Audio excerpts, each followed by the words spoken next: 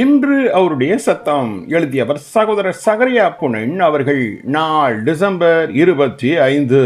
இதோ நற்சுவிசேஷம், இனி நாம் அழ வேண்டாம். அப்பொழுது மூப்பர்களில் ஒருவன் என்னை நோக்கி, நீ அழ வேண்டாம், இதோ யூதா கோத்திரத்து சிங்கமும் தாவீதின் வேறுமானவர் புஸ்தகத்தை திறக்கவும் அதன் 7 முத்திரைகளையும் உடைக்கவும் ஜெயங்கொண்டிருக்கிறார் என்றான். வெளிப்படுத்தல் 5ஆம் அதிகாரம் 5வது வசனம். நீ அழ வேண்டாம், இங்கு ஒரு நற்செய்தி காத்திருக்கிறது. இதுவே உண்மையான சுவிசேஷம்.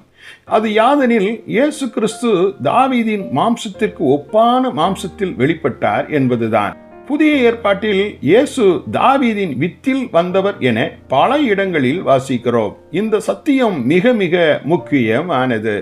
இதே சத்தியம் வேதாகமத்தின் கடைசி பக்கமாகிய 22ஆம் அதிகாரத்தில் மீண்டும் வலியுறுத்தி எழுதப்பட்டிருப்பதை காண்கிறோம்.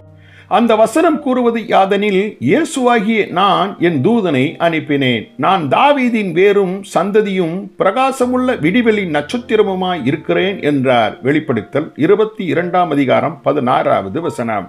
ஆம், அவர் நம்மை போன்ற மாம்சத்தில் வந்தார். இவ்விதமே அவர் நமக்கு நெருங்கிய உறவினர் ஆனார். இதுவே சுவிசேஷம். இனியும் அழ வேண்டாம், நம்மை போன்ற மாம்சத்தில் நெருங்கிய உறவினனாக ஒருவர் வந்துவிட்டார். ஒருவேளை இயேசு கிறிஸ்து வேறு விதமான மாம்சத்தில் வந்திருந்தால் அவர் நம்முடைய நெருங்கிய உறவினன் ஆகியிருக்க முடியாது. அவர் நம்மை மீட்டிருக்கவும் முடியாது. எனவேதான் பவுல் ரோமர் 1ஆம் அதிகாரத்தில், நான் பிரசங்கிக்கிற சுவிசேஷம் கர்த்தராகிய இயேசு கிறிஸ்துவானவர் மாம்சத்தின்படி தாவீதின் சந்ததியில் பிறந்தவரும் பலமாய் ரூபிக்கப்பட்ட தேவகுமாரனை பற்றியது என்றார். தாவீதின் வேரிலிருந்து வந்தே இயேசு கிறிஸ்து ஜெயம் கொண்டார். தேவன் பாவத்தை அவருடைய மாம்சத்தில் நியாயம் தீர்த்தார். இவ்விதம் அவர் ஜெயித்தபடியால் மாத்திரமே பாத்திரவானாய் மாறினார். இதுவே நற்சுவிசேஷம்.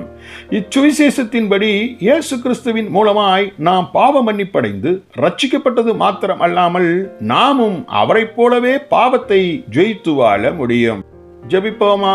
எங்கள் அன்பின் தந்தையே, தாவீதின் சந்ததியில் இயேசு கிறிஸ்துவை எங்கள் இரட்சகராய் அனுப்பியது மாத்திரமல்லாமல் அவர் மூலம் அளித்த பாவத்தின் மேல் ஜெயத்தையும் பெற்றிருக்கிறோமே.